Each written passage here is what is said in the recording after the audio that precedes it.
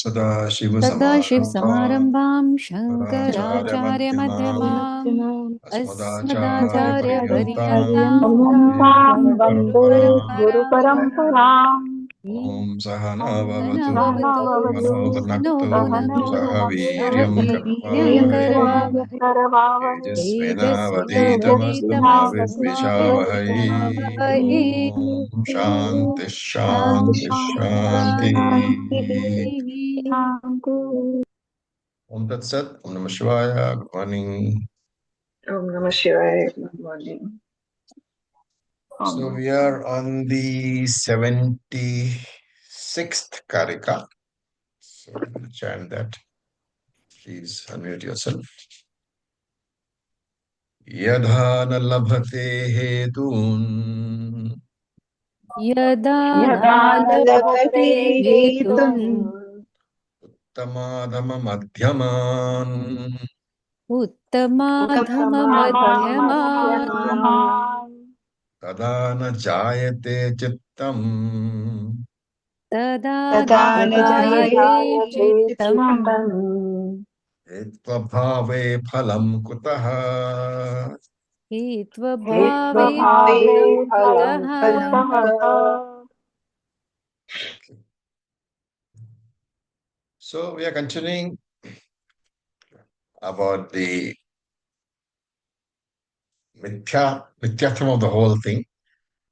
So he says yadha, when na lavate, when you do not find uttama, adhama, madhyama, hetu.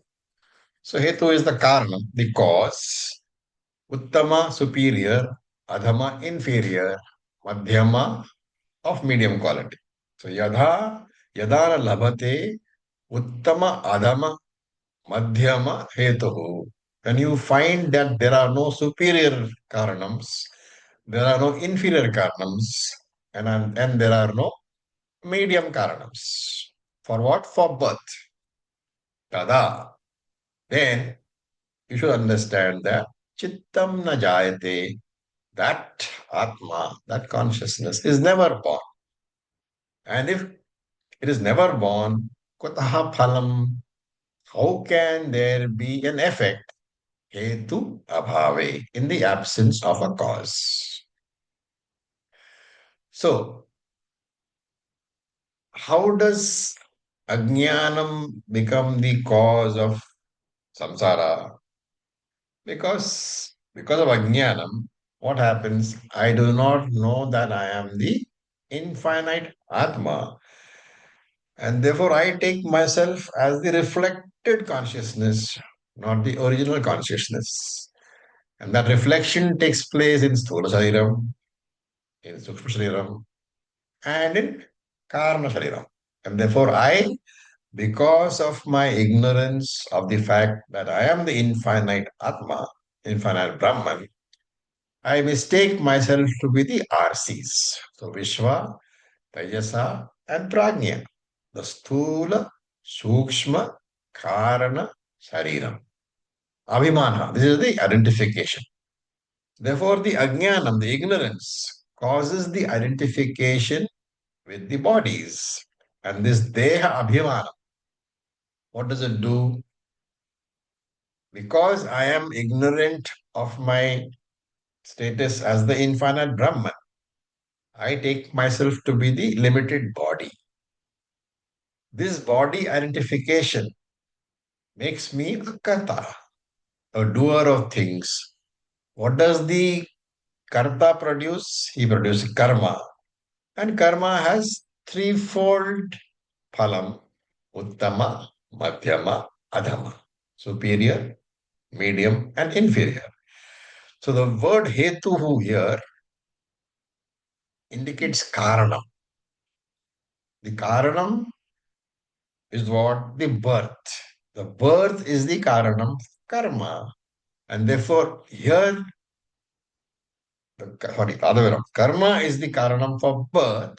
And therefore, hetu here means karma. And this karma, the cause, is classified into these three: Uttama, Madhyama, Adhama. Gaudapada doesn't expand on these words, but Shankaracharya in his Bhashyam describes these three terms. Uttama karma. So Shankara says Uttama karma is jati ashrama vihita karma. Those karmas which are prescribed by Shastram for the four varnas and for the four ashramas. So we know of this as what? As Swadharma. And not only that, Shankaracharya says it is not enough that these karmas which are prescribed by the Shastram should be done, but they should be done properly and performed without any desire. So ashi varjita anushthiyamana. They should perform properly and without a asha, without a desire. So they are uttama karma, which means what? They are predominantly punya karma. What is the phalam of predominantly punya karma? Predominantly higher births, higher bodies, like that of devatas. Then he takes up madhyama karma and he says madhyama karma is punya karma mixed with papa karma. So that's a very good definition. Uttama karma is that karma which is almost purely punyam, which gives only purely punyam as the phalam, and therefore causes higher births, like the devata bodies and so on. Madhyama karma is punyam, papam, mixture in almost equal quantities. And this gives what? Manushya Janma. So remember, if you have Manushya Janma, your Prarabdha karma is for that particular Janma has roughly equal amounts of Punyam and Papam, which is why all of us go through pleasures as well as pains. Then Adhama karma is the third one. So Shankaracharya says this Adhama karma is responsible for animal bodies. So he says Tiryagi, Tirgayadi Prapti. This Tirka is a horizontal being, so animal bodies. The karma responsible for producing animal bodies is predominantly Papa karma. And therefore, such karma is called Adhama karma. And he says these three karmas, Uttama, Madhyama, and Adhama, they don't belong to me, the Atma, but Avidya Parikalpita. They are superimposed on myself. Parikalpita. Superimposed on myself. Adhyasa they are. Because of what? Mula Vidya. Mula Vidya is what? Maya.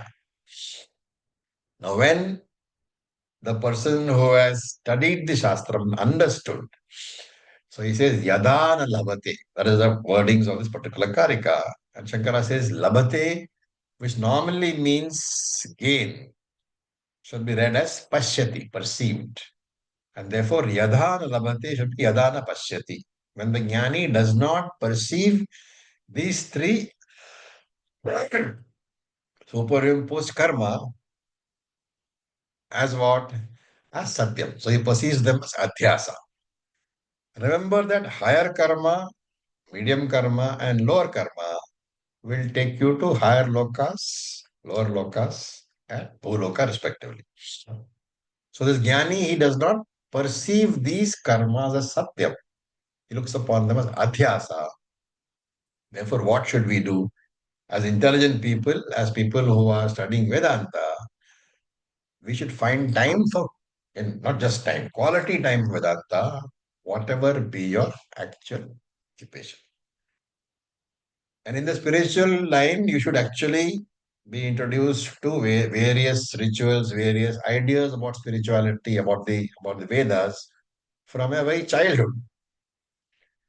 You spend certain amount of time for spirituality throughout your life, and as you grow older, the time allocated for spiritual practice must become more and more. So, in your older age, past 60, the majority of your time should be for spiritual practice. And if you have this spiritual practice, if you have studied Vedanta, you have acquired the knowledge, you will know that the body is a superimposition, it's adhyasa. Because it's a adhyasa, your strong attachment to that body, deha abhimanam, it will reduce. When Deha Abhimanam reduces, the idea of myself as a karta, that also slowly gets abated. So he says, Uttama Adhama Madhyaman Hetuhu Nala. The jnani who comes to understand that he is the Akarta, Abhokta, Chaitanya, that he is Brahman alone, that jnani will not be subject to the threefold causes of Punarjanma. What are threefold? In the form of higher bodies, medium bodies, and lower bodies. And Tada Chittam na jayate.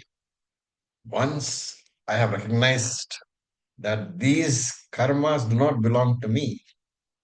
Why? Because I am Chittam, consciousness principle, na jayate, never born. And he says, Hetu abhave phalam kutaha. Because when the karanam itself is not there, how can ever there be an effect? So when the karma itself is not satyam, how can birth be a satyam? Now we look at Karika number 77. All very profound Karikas. So we will chant.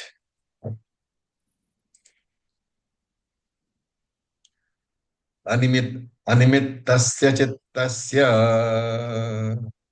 अनिमित्तस्य चित्तस्य अनिमित्तस्य चित्तस्य yanutpatti samadvaya यानुत्पत्तिः यानुत्पत्तिः समाद्वया समाद्वया ajatasya sarvasya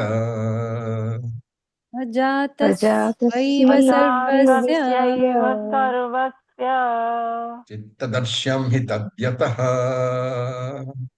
चित्तदृश्यं चित्तदृश्यं हि हि तद्यतः तद्यतः चित्तदृश्यं हि स तद्यतः चित्तदृश्यं हि चित्तदृश्यं हि तद्यतः तद्यतः Okay. So we'll just mute you all. So yan utpattihi chittasya ya anutpattihi, the non-origination, the non-birth, chittasya, of consciousness, animittasya, because nimittam is the karanam, because that consciousness is free from nimittam, has no karanam for its birth, and eva sarvasya, that consciousness alone is sarvasya, is in the form of the entire universe. Samaha is always the same in everybody. Advayaha, and is absolutely non-dual. Yataha, because tad hi chitta drishyam.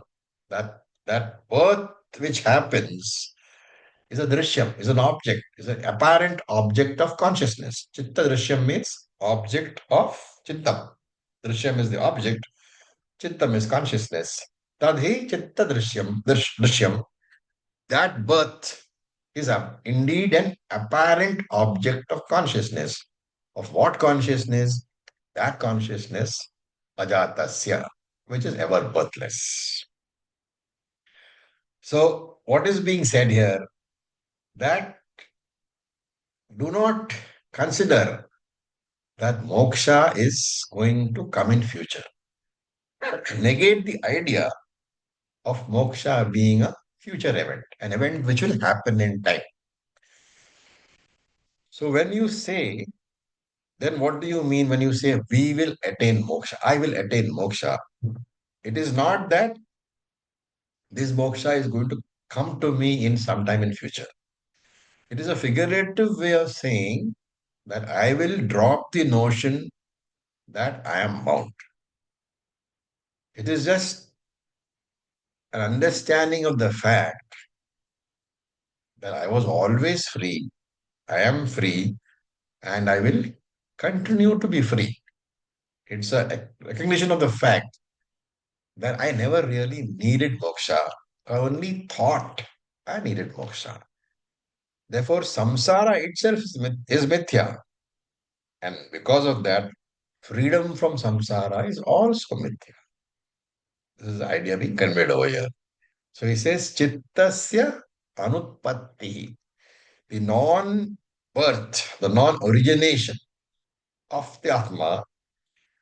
What Atma? Animittasya ajatasya eva sarvasya.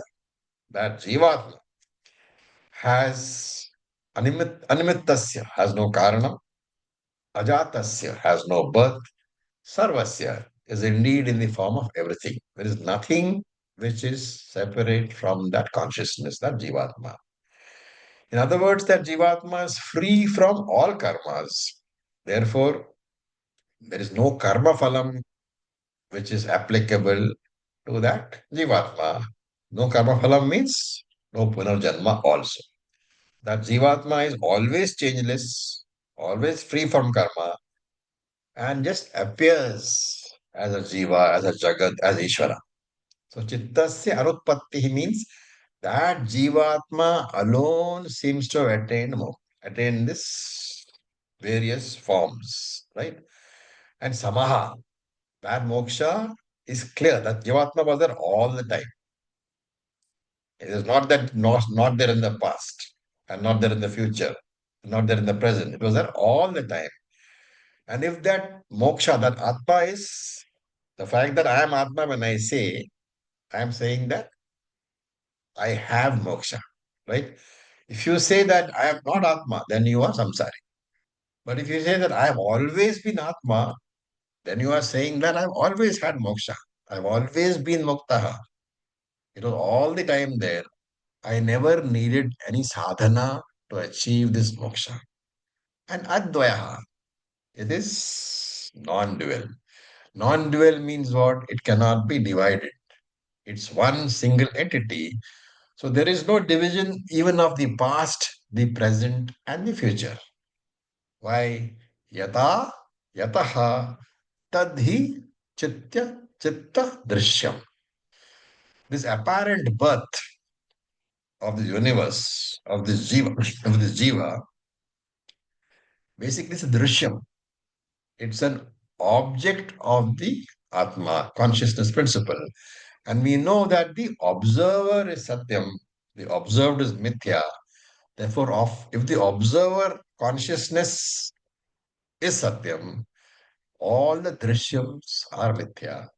Therefore, this universe is also Mithya. The cycle of birth and death is also Mithya. Right?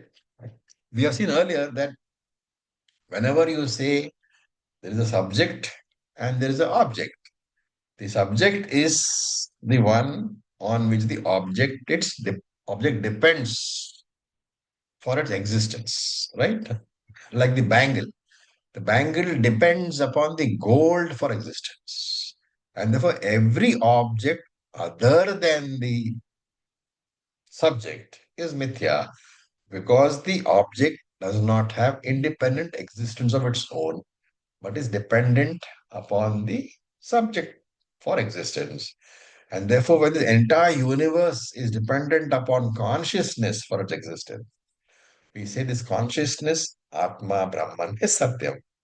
The entire universe is Mithya alone. Now let's look at Karika number 7, 8.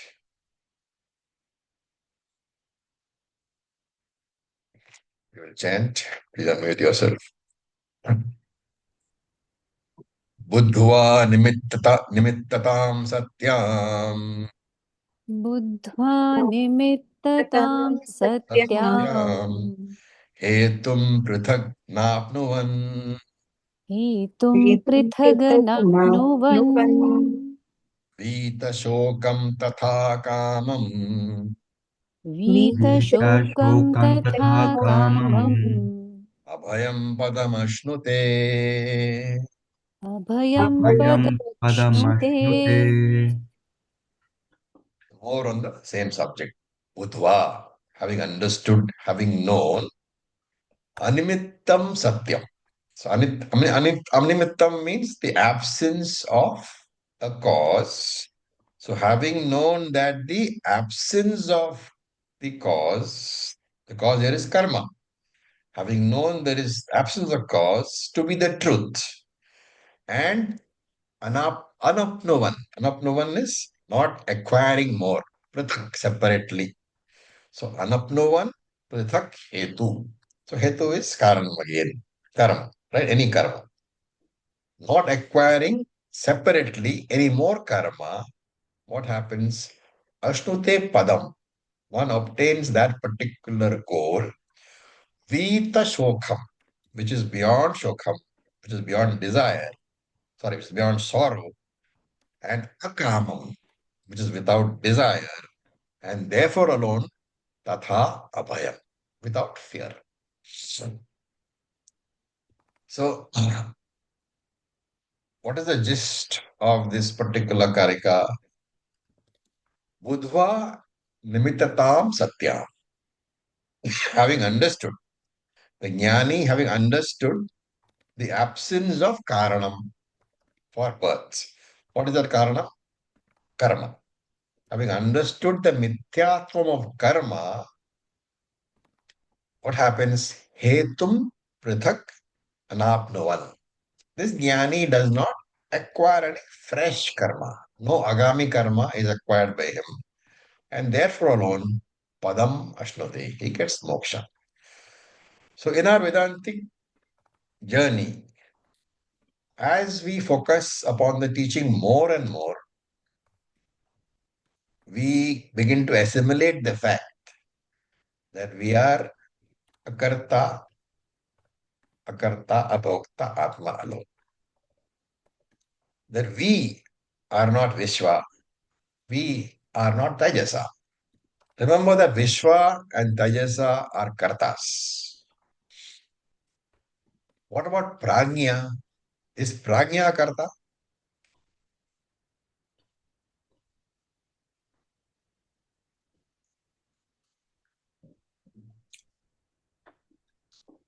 No. No, because the mind is resolved. Because the mind is resolved, there's nothing to do any activity. So when Prajna itself is not a karta, what to talk about Turyam Brahman, right?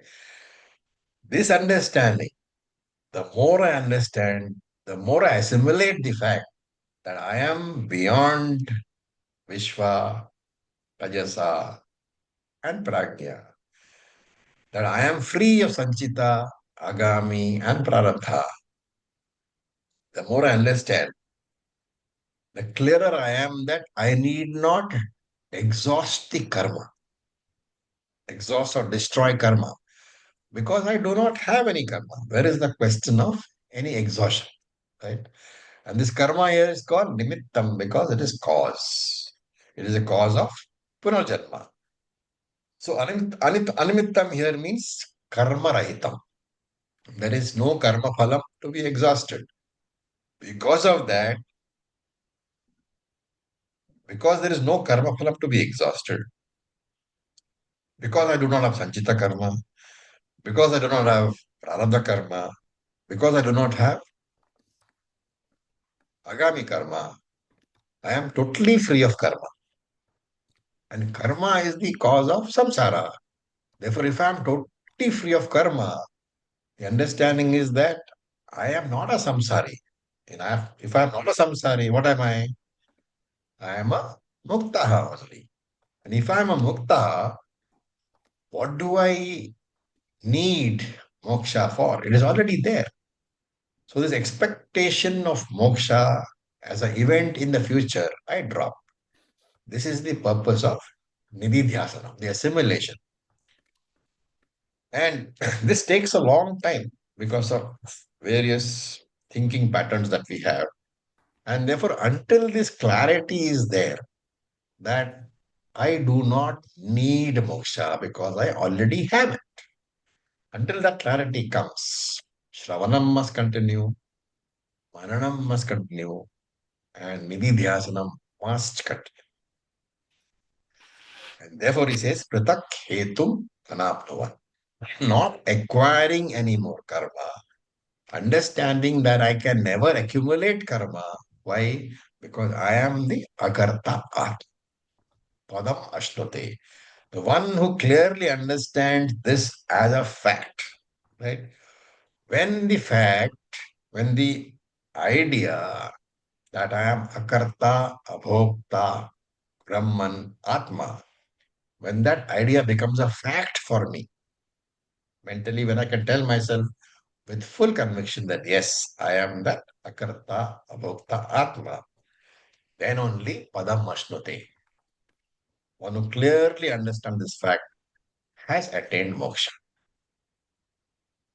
And at that point of time, I drop the sadhaka status. I drop the student status. Now I am Siddha. And when I am Siddha, what is there? Vita Shokam. I am free from grief, akam.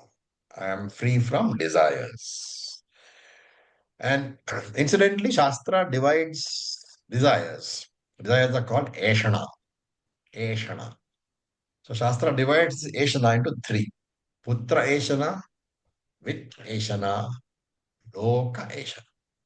Putra Eshana is desire for children. Vitta Eshana is Wealth, Money, security. desire for wealth. Loka Eshana is desire for, Pain, sorry, pain, no, Loka Swarga, Eshana, higher worlds, higher Swarga, lokas, higher higher lokas. So location. Swarga, etc. Right? So Putra Eshana, Vitta Eshana, Loka Eshana. Remember all the three. Putra is Anatma, wealth is Anatma, other lokas, including Swarga, including even Brahma Loka, they are all Anatma. So as long as even your desire for Brahma Loka is there, remember that you are still samsari.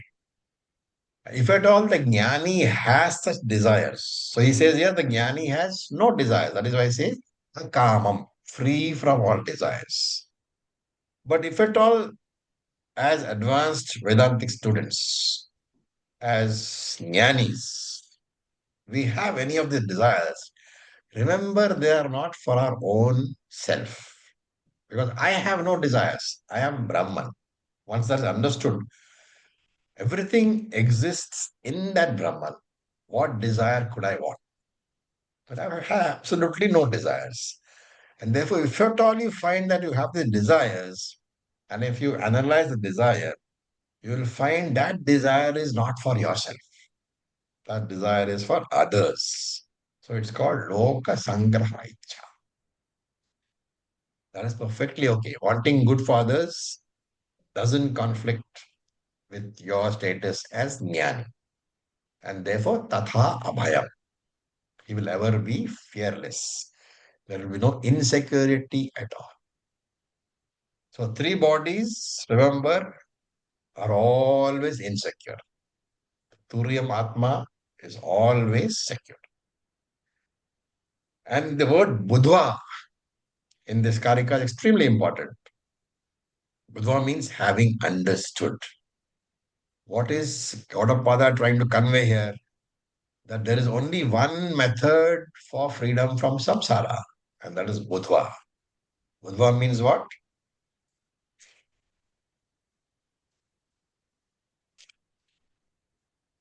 What is this one method?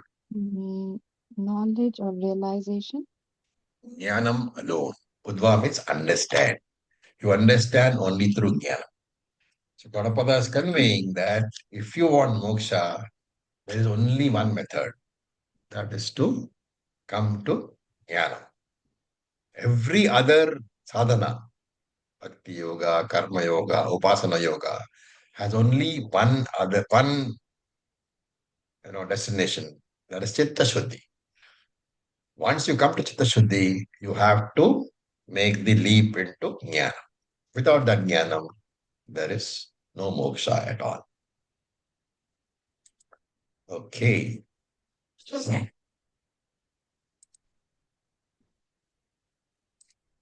Right. Now Karika number 79.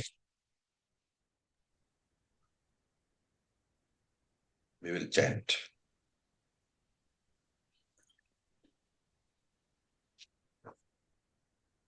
अभूताभिनिवेशाधि निवेशाधि अभूताभिनिवेशाद्धि अभूताभिनिवेशाद्धि सदृशे तत्प्रवर्तते सदृशे सदृशे तत्प्रवर्तते तत्प्रवर्तते वस्त्वभावं स बुद्धैव वस्त्वभावं वस्त्वभावं स सबुद्धैव बुद्धैव निसङ्गः विनिवर्तते निसङ्गः निसङ्गः विनिवर्तते विनिवर्तते So tat pravartate he, that Jivatma engages in activity, sadrishe, in a similar field of duality. Why? Abhuta abhiniveshat, abhiniveshat. Abhinivesha is obsession. Abhuta means that which is not bhuta, right? So bhuta is here taken as satyam. Abhuta is taken as mithya. So tat, that Jivatma, pravartatehi sadrishe, engages in activity in this world because of obsession with the duality, abhutaha, with mithya world. Budva, having understood vastu abhavam, the absence of objects, eva, alone, only when he understands the object, the absence of objects, saha vinivartate, he turns away with what? Nisangaha, with detachment. So this karika is a explanation of hetum pruthag of the previous karika. How does the jnani not acquire any fresh punya papa, any fresh karma? So he said hetum pruthag Jnani does not acquire fresh karma. How? This is the explanation. From the jnani's angle, the jnani sees only non-duality, right? Since he sees only non-duality, there is no second object in the universe for him. There is no second thing in the universe other than himself. If there is only you, what can you desire? Because he understands that this universe is mithya and the very existence of the universe belongs to himself, the jnani, and not to the world. The jnani as Brahman has lent Sat existence to this universe. Once he understands that, Abhuta Abhiniveshaha, there is an obsession with the Mithya Dvaita Prapancha, which I have before I have become a Jnani, right? Because once I am identified with the body, what happens? Anything which gives comfort and security to my body becomes important. Therefore, money, people, name, position, power, all these are mithya. And things like this, in fact, the entire mithya jagat becomes important to me because I lose sight of the original reality, which is Brahman. The original reality is permanently secure. But once I have lost sight of the fact that I am Brahman, then I think of myself as a finite entity needing security. And therefore, the mithya prapancha, which I think provides security to me, it becomes very important to me. So Krishna said, Gunaha guneshu vartante, indriyani indriyartheshu vartante. Remember, the mithya interaction of the sense organs with the sense objects. It becomes so important that I find no time to think of the substratum satyam, Brahman. And therefore, saha budhva vastu abhavam. This jnani, having known that there are no vastus, no satya vastus, understanding that both jiva and jagat are mithya alone. He understands that the dream body and the dream world are also mithya. And therefore, changing or rather claiming my higher nature is the only solution. Right? Here he knows that Just as the body in the dream and the world in the dream are mithya, similarly, the body in the Jagrat Prapancha and this Jagrat Prapancha itself are also mithya. So you know the dream world to be mithya when you wake up. As a waker, for you, the dream world is mithya. But when you wake up to your real nature as Atma, then this Vyavaharika Prapancha, Jagra Prapancha also becomes mithya. And therefore he says, Saha Virivartante Nisangaha. Having known that this Vyavaharika Jiva and Vyavaharika Jagat is also mithya, the wise person turns away from the mithya world. There is, of course, a difference between waking up from a dream and waking up from this Vyavarika Prapancha. What is the difference? When you wake up from the dream world physically disappears. But when you claim your real nature as Atma, Jagrat Prapancha will not physically disappear. The experience of that world will continue. What will happen is, I will stop looking at this world as Satya. I will know that it is Mithya. One very important idea we should know. Vedanta will never remove the experience of the world, but removes the Satyatvam of this world. What is the benefit of knowing? Take the rope snake example. The rope snake is a very big threat until you understand it as Mithya. Right? And therefore, this Mithya Prapancha cannot generate raga in a jnani. He will not look towards this Mithya Prapancha for security. And this idea of not needing or not or knowing that you cannot lean on Mithya Prapancha, that you alone are Satyam, that the Mithya Prapancha itself leans on you. That is called moksha. Okay. We look at the 80th Karika. We will chant.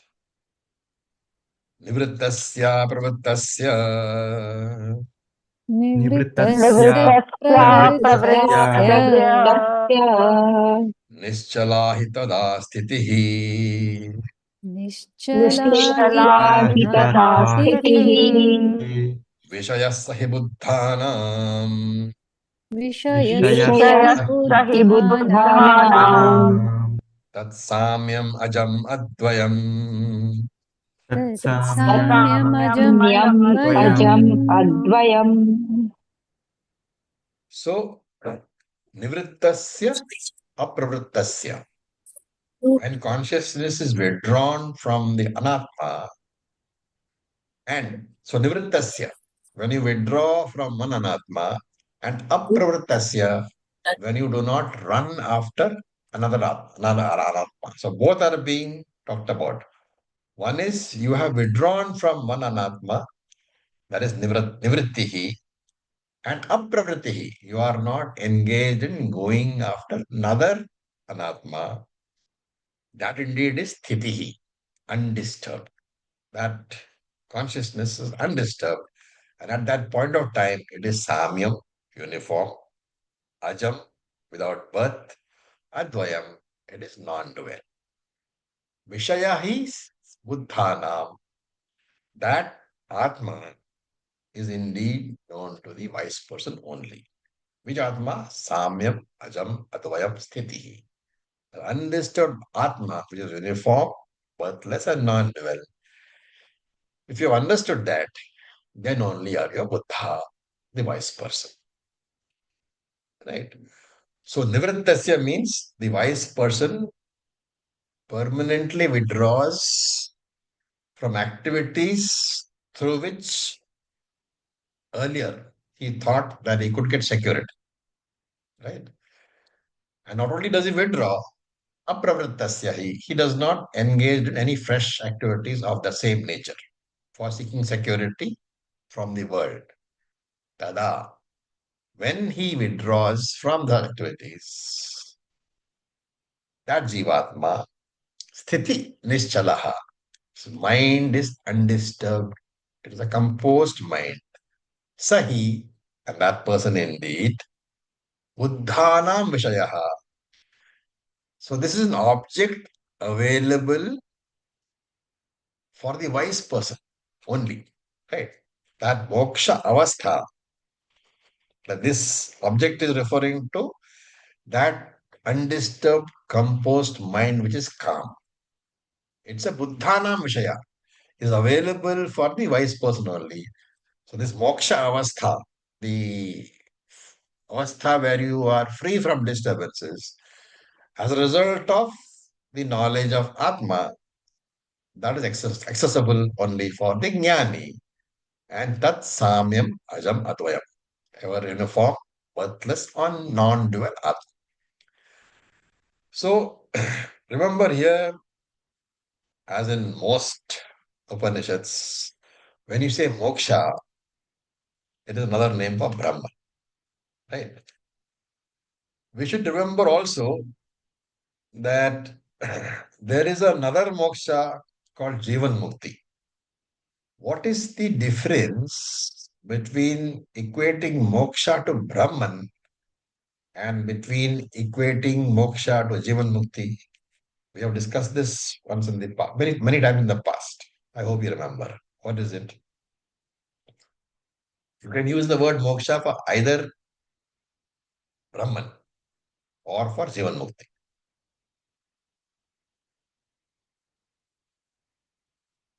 What is the difference?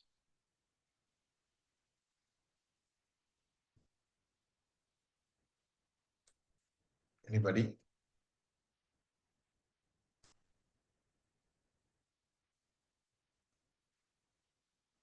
Okay. When you say Jivan Mukti, what exactly do you mean?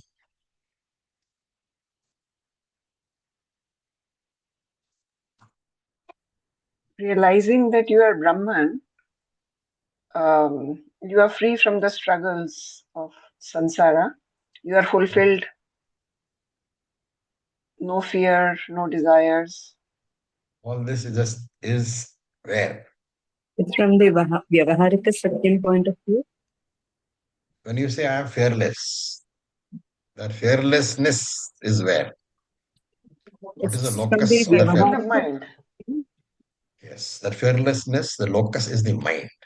Mind, yeah. And therefore, when you say moksha is Jivan Mukti, you are referring to a state of mind arising as a result of the jnana, right? Mhm. But when you say that moksha is Brahman, the jnani who says that I got moksha and he means Brahman, that I am Brahman.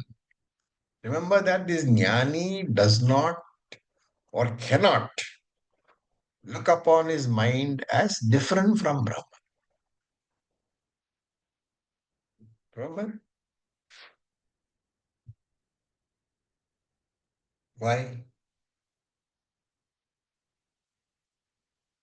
Because there is only one, there is no different anything else. Brahman is non-dual, right? And therefore, when you say I am Brahman, in claiming the Satyam status, you are negating everything else as Anatma. When you negate Anatma, do you negate the mind also? Yes. Yes. Yes. You Yes. negate mind. So when you say this is mithya, when you say the world is mithya, what are you actually saying? That there is no world other than Brahman. Correct? Acharya ji. So we are Yeah. saying that there is no world other than me.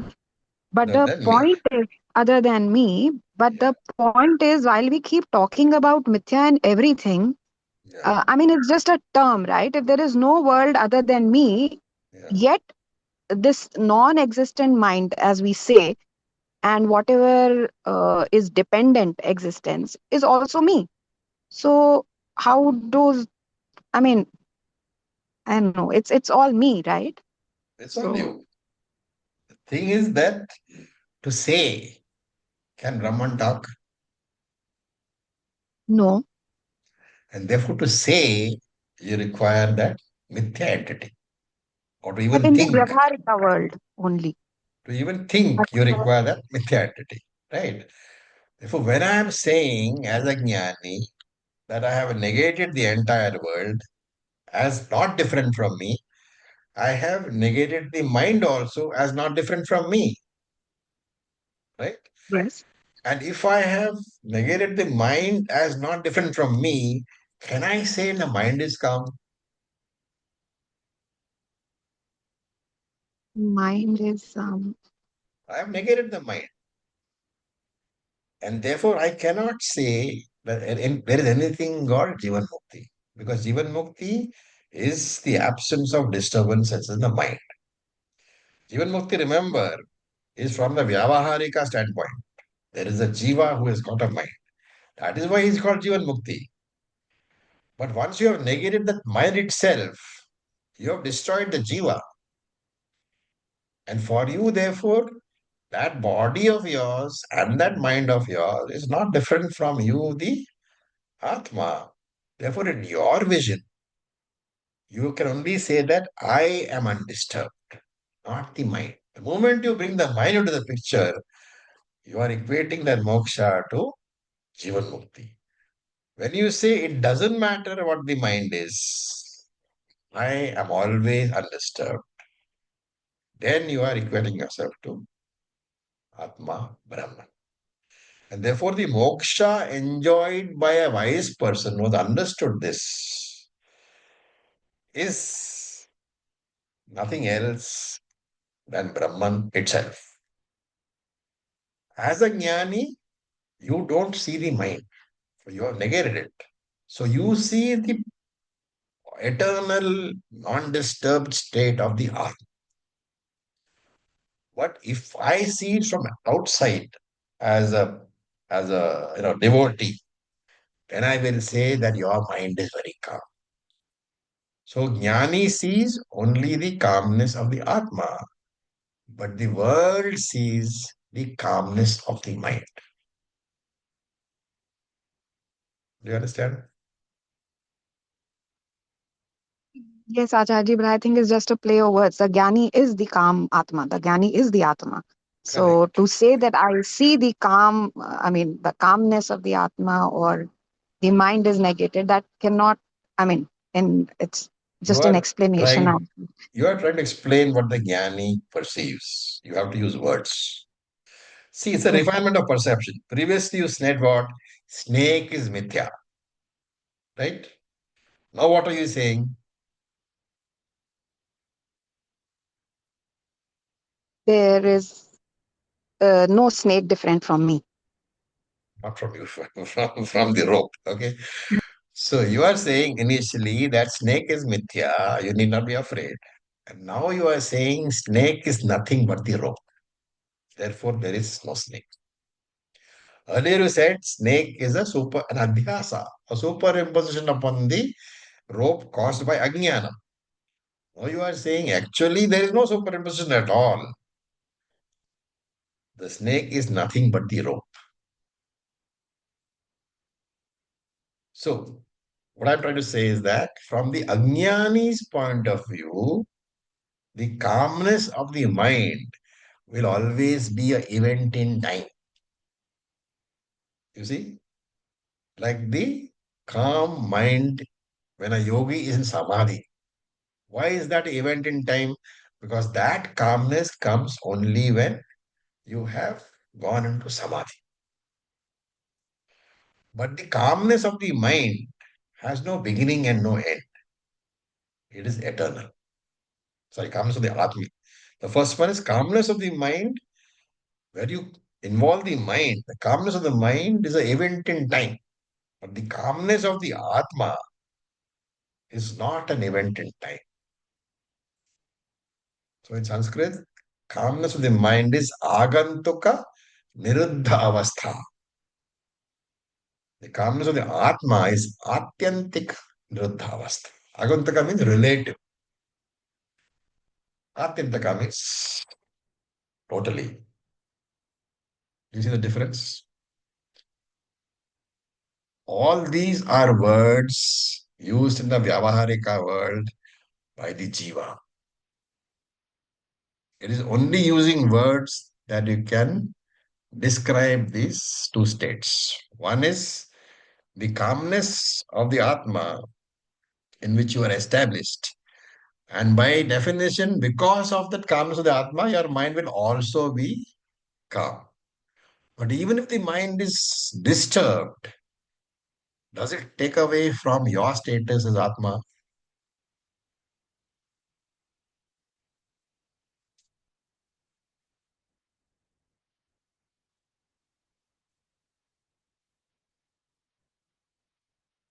That's the question which you have to meditate over. If I have thoroughly understood that I am Atma, if I assimilated that, and if there is a tragedy in my family and the mind is disturbed, have I lost my jnani status? What No. do you say? No? Anybody says yes?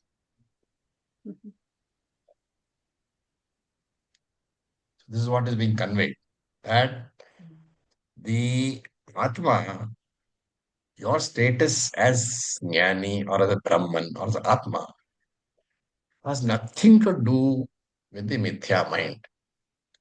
Usually because of the understanding of Shastram, the understanding that I am Brahman, everything is mithya, your mind will be calm. But if at all there is an event in your family, you still have a mind, right? In Vyavaharika, there is a jiva who's got a mind. That jiva is the jnani even for this purpose. But if some event disturbs your mind, it doesn't take away from your status as jnani. That disturbance will be there for some time and then it will vanish.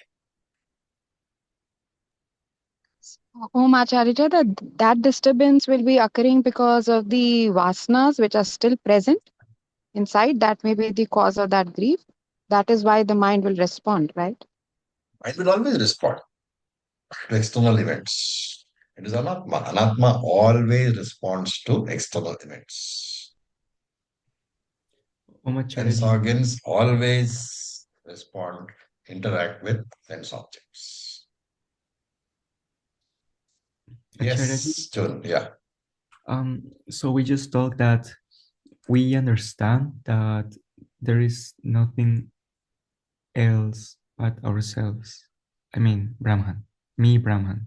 Yes. So if we are understanding the mind as nothing separate at us, Yes. and now we discuss that the mind gets disturbed, aren't we getting disturbed because the mind and us is one?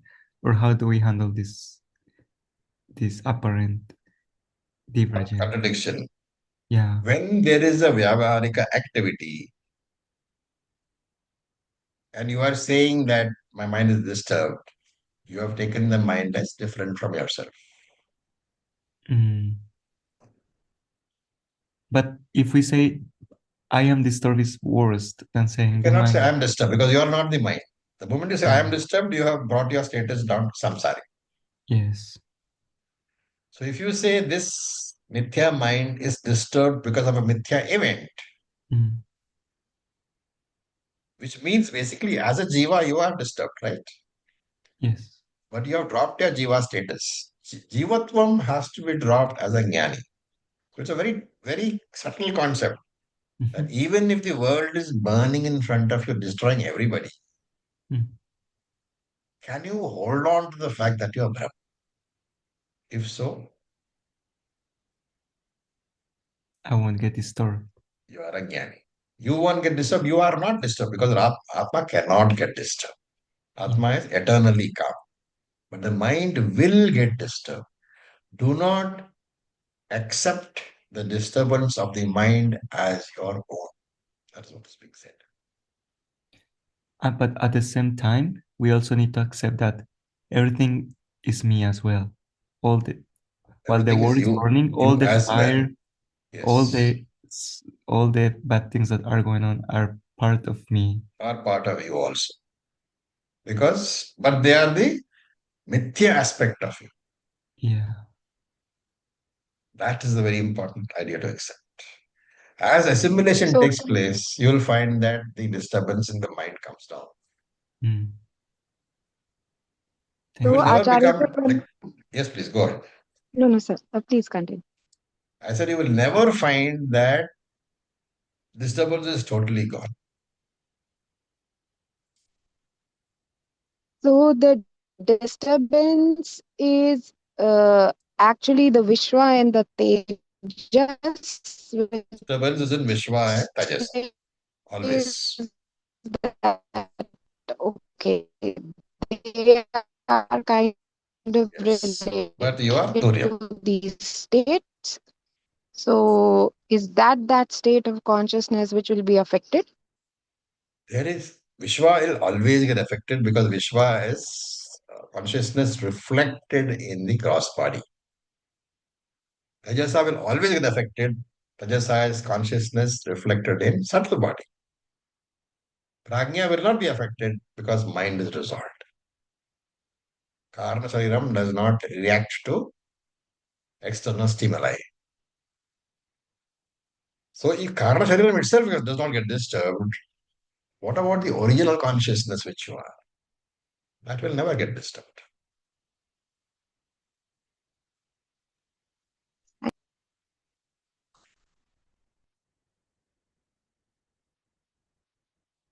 Requires a lot of meditation.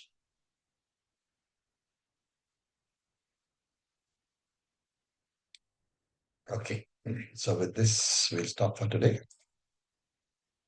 Om Purnamadah Purnamidam पूर्णमिदं Purnah पूर्णात् Purnamudachyate पूर्णमुदच्यते Purnasya पूर्णस्य Purnat पूर्णमादाय Purnamevavashishyate पूर्णमेवावशिष्यते Om ॐ Shanti शान्ति Shanti शान्ति Shanti शान्तिः Om Tat Sat Om Namah Om Shivaya. Thank you Om for your Namah Shivaya patience. Acharya. Thank Namo. you. Thank you.